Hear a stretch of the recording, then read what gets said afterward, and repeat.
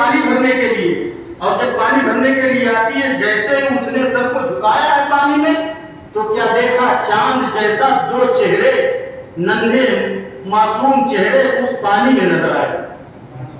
اور جب اس نے دیکھا پانی میں بچوں کے چہرے، تو اس نے پھر نظر اٹھایا تو کیا دیکھا کہ کھوہ میں درخت کے دو بچے پھول کی طرح کملائے ہوئے بیٹھے ہیں۔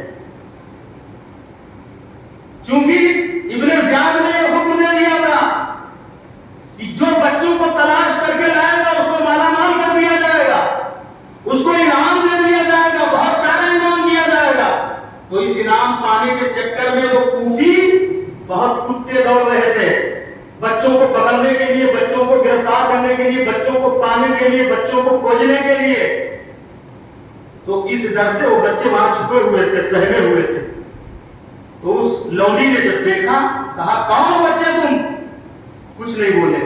پھر پوچھا کون ہو، بولتے کیوں نہیں؟ آخر بتاؤ تو کون ہو؟ تو بچے رونے لگے، اور جب بچے رونے لگے تو اس کے سمجھ میں بات آ گئی کہ کچھ نہیں، یہ وہی مسافر ہے جو حضرت امام مسلم کے نونہال حضرت امام مسلم کے بچے۔ اس نے کہا کیا تم حضرت امام مسلم کے یتیم بچے ہو؟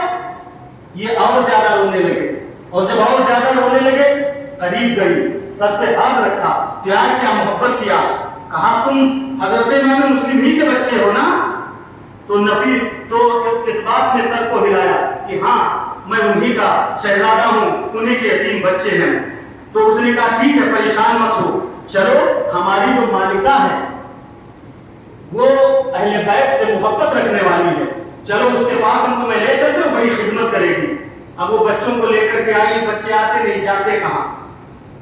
وہ گھر حارث کا گھر تھا، حارث بڑا ظالم و جابر تھا، وہ بچوں کو سارا دن تلاشنے میں گزارا تھا، اور پھر دوسرے دن بچوں کو تلاش رہا تھا، یہاں تک کہ وہ بچے جب گھر میں آئے تو حارث کی بیوی نے جب دیکھا تو بہت خوش ہوئی، بچوں کو نہلایا دھلایا، اچھے اچھے لباس پہنائے، ایک خاص کمرے میں ان بچوں کو لے جا کر بستر لگا دیا اور کھانا کھلایا۔ کھلانے کے بعد کہا بچوں اسی میں سو جاؤ۔ اب بچے اسی میں رات بھر کے چلے ہی تھے، تھکے ہی تھے، سو گئے، سارا دن سوئے۔ پھر اس کے بعد شام کو پھر اس نے کھانا پانی کھلا کے اس کے بعد جب دیکھا کہ شوہر کے آنے کا وقت ہے تو دروازہ بند کر دیا، تالا لگا دیا۔ اب تھوڑی دیر کے بعد اس کا شوہر آ گیا، بہت کانپتے کانپتے آیا، اور آنے کے بعد کہا کہ جو ہے میں آج سارا دن بہت پریشان ہو گیا ہوں۔ کہا کیوں؟ کہا تم نے سنا نہیں ہے کہ ابن زیاد نے یہ حکم کیا ہے، اعلان کیا ہے کہ جو کوئی مسلم بن عقیل کے بچوں کو پکڑ کر کے لائے گا، گرفتار کر کے لائے گا، اس کو مال و دولت سے مالا مال کر دیا جائے گا، بڑا انعام دیا جائے گا۔ تو اسی چکر میں آج میں نے پورا دن چکر لگایا ہے، اسی چکر میں میرا ایک گھوڑا بھی مر گیا ہے۔ تو حارث کی بیوی نے اس کو سمجھانا شروع کیا، اے میرے شوہر نامدار، تم کس کے بچوں کو تلاش کر رہے ہو؟ قتل کرنے کے لیے ان کو گرفتار کر کے ابن زیاد کو دینا چاہتے ہو؟ ارے تم شرم کرو، کل قیامت کے دن اللہ اور اس کے رسول کو کیا منہ دکھاؤ گے؟ حضرت مولا علی کو کیا منہ دکھاؤ گے؟ میدان محشر میں کون تمہارا ساتھ دینے والا ہے؟ تو اس نے کہا چل تو ہم کو مت سمجھا، ہم خوب اچھی طرح سے جانتے ہیں، چل کھانا لا۔ وہ بیچاری کھانا لائی، کھانا اس نے کھایا، کھانے کے بعد پھر اس نے سمجھایا، اس نے کچھ نہیں مانا، وہ پھر سو گیا۔ اور جب رات میں سویا ہے، وہ بچے جب سوئے ہیں، رات میں سوتے ہی میں ایک بچہ چونک کے اٹھتا ہے، اٹھنے کے بعد چھوٹے بچے کو جگاتا ہے، کہتا ہے میرے بھائی اٹھو اٹھو جلدی اٹھو۔ وہ بھائی جب اٹھتا ہے تو بڑا بھائی کہتا ہے اے میرے بھائی لگتا ہے کہ ہمارے بھی شہادت کا وقت قریب آ گیا ہے۔ کہا کہ کیسے؟ کہا اس لیے کہ ہم نے خواب میں دیکھا ہے کہ اللہ کے پیارے رسول صلی اللہ علیہ وسلم جلوہ فرما ہے، وہاں پہ حضرت مولا علی بھی ہیں، وہاں پہ ہمارے ابو جان بھی ہیں، حضرت فاطمہ الزہرا خاتون جنت بھی ہیں۔ تو ہمارے ابو جان سے پوچھ رہے ہیں آقا صلی اللہ علیہ وسلم کہ اے مسلم بن عقیل تم اکیلے چلے آئے اور بچوں کو تنہا چھوڑ چلے آئے؟ تو میرے ابو نے کہا ہے اے آقا وہ بھی عنقریب جلد آنے والے ہیں، ہم سے ملنے والے ہیں، تو لگتا ہے کہ ہماری شہادت کا وقت قریب آ گیا۔ تو چھوٹے بھائی نے کہا بڑے بھائی میں نے بھی یہی خواب دیکھا ہے۔ تو دونوں بھائی گلے مل کر باہیں ڈال کر گر گرا کر زاروں قطار رونا شروع کر دیتے ہیں، اور زاروں قطار جب روتے ہیں زور زور سے آواز بلند ہوتی ہے تو آواز اس ظالم حارث کے کانوں میں پہنچتی ہے۔ تو وہ حارث چونک کر اٹھ کے بیٹھ جاتا ہے، اپنی بیوی سے پوچھتا ہے کہاں بچے رو رہے ہیں، کس کی آواز آ رہی ہے؟ تو اس نے پہلے کوشش کی، مگر یہ شخص اٹھا اور اٹھنے کے بعد چراغ جلایا، جلانے کے بعد پھر آواز کی طرف بڑھا، جب آواز کی طرف بڑھا تو دیکھا ہمارے مکان ہی سے آواز آ رہی ہے، تالے کو توڑ دیا، زنجیر کو کھول دیا، دیکھا دو بچے آپس میں لپٹے ہوئے رو رہے ہیں، پوچھا تم کون ہو؟ چونکہ وہ بچے اس گھر کو اپنا جائے امن سمجھے ہوئے تھے، اس لیے بے ساختہ کہہ دیا ہم مسلم بن عقیل کے یتیم شہزادے ہیں۔ اس نے جب اتنا سنا تو ظالم آگ بگولا ہو گیا، اور آگ بگولا ہو کر پہنچا بچوں کے قریب، ان کو مارنا شروع کیا۔ کیا قصور تھا بچوں کا؟ کیا خطا تھی بچوں کی؟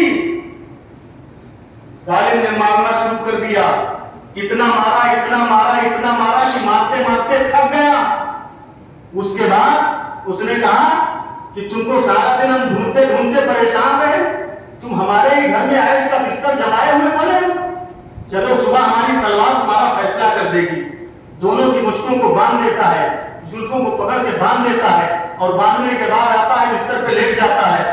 رات تو اس کی گزرتی رہی ہے، بچے رات بھر چیختے ہیں، رات بھر آہو بکا کرتے ہیں، رات بھر روتے ہیں، خون کے آنسو بہاتے ہیں، مگر ظالم پر ذرہ برابر ترس نہیں آیا۔ اور وہ ظالم جب بچوں کو مار رہا تھا تو اس کی بیوی پیچھے سے گئی، بہت سمجھانے لگی، پیر ہاتھ جوڑنے لگی، پکڑنے لگی اور کہنے لگی کہ بچوں کو مت مارو، یہ بے گناہ ہے، ان کا کیا قصور ہے، ان کی خطا کیا ہے، ان کو کیوں مار رہے ہو؟ تو اس نے اپنی بیوی کو زور سے دھکا دیا، اس کی بیوی ایک جو ہے ستون سے، ایک کھمبے سے، ایک پائے سے لڑ کر لہو لہان ہو گئی۔ آخرکار بیوی پھر اٹھی اور اٹھنے کے بعد پھر بڑی منت و سماجت کی، مگر یہ ظالم نہیں مانا اور ان بچوں کی مشکیں باندھ کر لیٹ گیا۔ لیٹنے کے بعد صبح ہونے سے پہلے یہ اٹھتا ہے اور اٹھنے کے بعد ان بچوں کو لے کر پھر ان کی زلفوں کو کھولتا ہے اور اپنے گھوڑے پر سوار کرتا ہے۔ اس کی بیوی پیچھے سے منت سماجت کرتی ہے، تلوار لے کر یہ چل دیتا ہے، نہر فرات کے کنارے پہنچ جاتا ہے،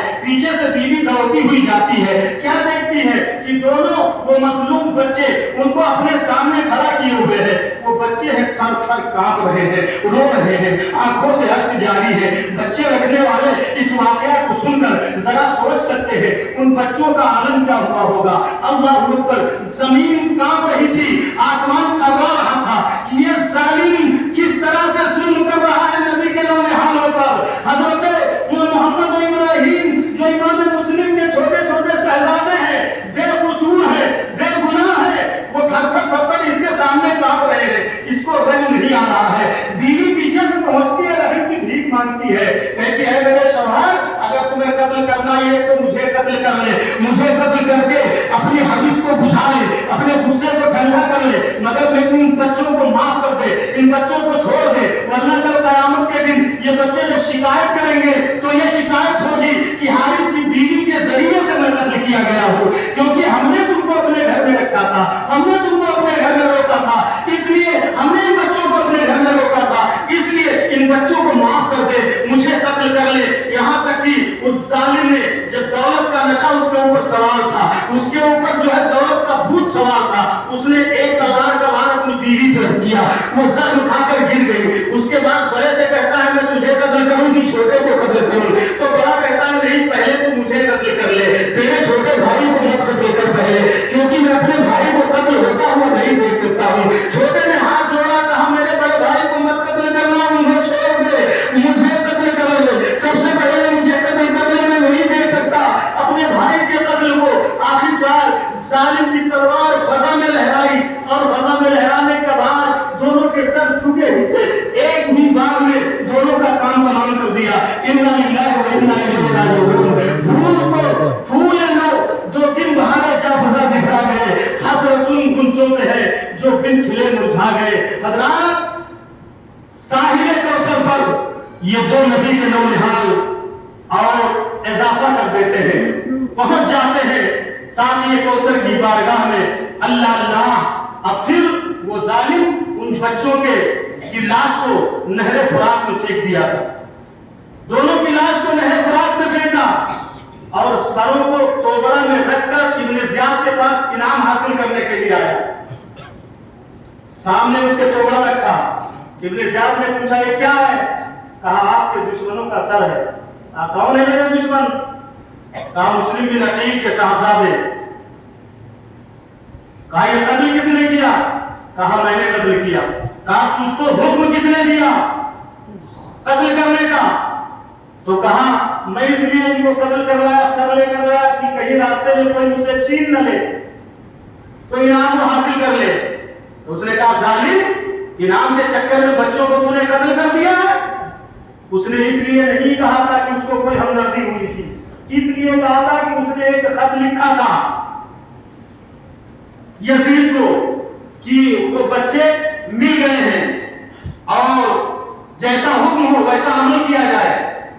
بچوں کو جب گرفتار کر کے ابن زیاد کے پاس اس کے بعد پہلے لایا گیا تھا تو اس کے بعد اس نے ایک مشہور داروغہ کے نام سے جو داروغہ جیل تھا اس کے حوالے کیا تھا کہ ان بچوں کی حفاظت کرنا، مگر مشہور داروغہ نے ان بچوں کو آزاد کر دیا تھا کہ ہماری جان رہے یا چلی جائے۔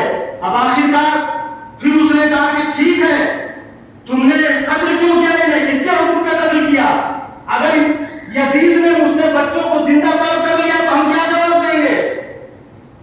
تو اس لیے ایک جلاد کو جس کا نام رشید تھا حکم دیا کہ لے جا اس حارث ظالم کو، اس کو لے جا چھت کے اوپر لے جا کر اسے بھی قتل کر کے اس کا جسم کی زمین پر پھینک دے۔ اس کو لے گیا ظالم اور لے جا کر اس کو کاٹ دیا، کاٹ کے زمین پر پھینک دیا۔ نہ خدا ہی ملا، نہ وصال صنم، نہ ادھر کے رہے نہ ادھر کے رہے۔ اب مشہور داروغہ کو بلایا، کہا تو نے بچوں کو آزاد کیوں کر دیا؟ میں نے تیرے لیے تجھے دیا تھا حفاظت کرنے کے لیے۔ تو اس نے کہا میں نے اللہ اور اس کے رسول کی رضا کے لیے بچوں کو آزاد کر دیا۔ سبحان اللہ، اور زور سے سبحان اللہ، اللہ اور اس کے رسول کی رضا کے لیے میں نے بچوں کو آزاد کر دیا۔ کہا تو مجھ سے نہیں ڈرا؟ کہا جو اللہ اور رسول سے ڈرتے ہیں وہ کسی سے نہیں ڈرا کرتے۔ سبحان اللہ، کہا میرا کوئی خوف نہیں ہے میرے اندر؟ تو کہا مجھے اللہ کا خوف ہے اور میں نے بچوں کو رہا کیا ہے، میں نے اپنے لیے بڑا اچھا کیا ہے۔ کل قیامت کے دن انہی کے نانا جان سے مجھے کوثر کا جام ملے گا، انہی کے ہاتھوں سے شفاعت ملے گی۔ بے شک، سبحان اللہ، ان کو قتل کروا کے، امام مسلم کو قتل کروا کے تو جہنم کا حقدار بنا ہے، تجھے شفاعت نہیں ملے گی۔ تو اتنا سنا تو وہ ظالم ابن زیاد اور آگ بگولا ہو گیا۔ جلاد کو حکم دیا ہے جلاد لے جا اسے، اتنے کوڑے مار کہ یہ مر جائے، اور جب مر جائے تو اس کا سر تن سے جدا کر کے زمین پر پھینک دے۔ اب وہ جلاد جب لے کر پہنچا ہے تخت اس کے چھت کے اوپر اور لے جا کر کھڑا کیا، اور جب کوڑا جلانا شروع کیا تو جب پہلا کوڑا مارا ہے مشکور کو تو مشکور نے کہا بسم اللہ الرحمن الرحیم۔ جب دوسرا کوڑا پڑا تو کہا الحمدللہ رب العالمین۔ تیسرا کوڑا پڑا تو کہا اے اللہ میری محبت کو قبول فرما لے۔ چوتھا کوڑا پڑا تو کہا اے اللہ تو خوب جانتا ہے میں تیرے نبی کے اہل بیت کی محبت میں یہ مار کھا رہا ہوں۔ پھر جب پانچواں کوڑا پڑا تو اس نے کہا اے مولا مجھے اہل بیت کے قدموں میں پہنچا دے۔ پھر اس کے بعد مشکور خاموش ہو گئے اور جلاد نے اپنا کام تمام کر دیا، یعنی سر تن سے جدا کر دیا۔ انا للہ و انا الیہ راجعون۔ حضرات یہ ہے داستان کربلا، داستان کوفہ، وہ کوفہ جس کوفہ والوں نے حضرت امام حسین کو خطوط لکھے تھے اور امام حسین کی بارگاہ میں التجاؤ اور تمام تمناؤں کا تومار کا تاتا لگا دیا تھا، اظہار اتنا کیا تھا کہ حضرت امام حسین نے امام مسلم کو اپنا نائب بنا کر بھیجا تھا۔ ان کے ساتھ کوفہ کی سرزمین پر یہ حال ہوا ہے۔ اب حضرت امام حسین رضی اللہ تعالیٰ عنہ نوردار حمزہ کا ذکر انشاءاللہ کل سے ہوگا، اور پرسوں پھر دن میں، پرسوں 9 تاریخ کو دن میں بعد نماز ظہر پروگرام ہوگا، اس کے بعد انشاءاللہ اختتام کر دیا جائے گا، کیونکہ 9 تاریخ کو رات میں بہت سارے پروگرام ہوتے ہیں آپ کے شہر میں، لہذا ظہر کے بعد پرسوں جو ہے 9 تاریخ کو ظہر کے بعد انشاءاللہ پروگرام کر کے اس محفل کا اختتام کیا جائے گا۔ وما علینا الا البلاغ۔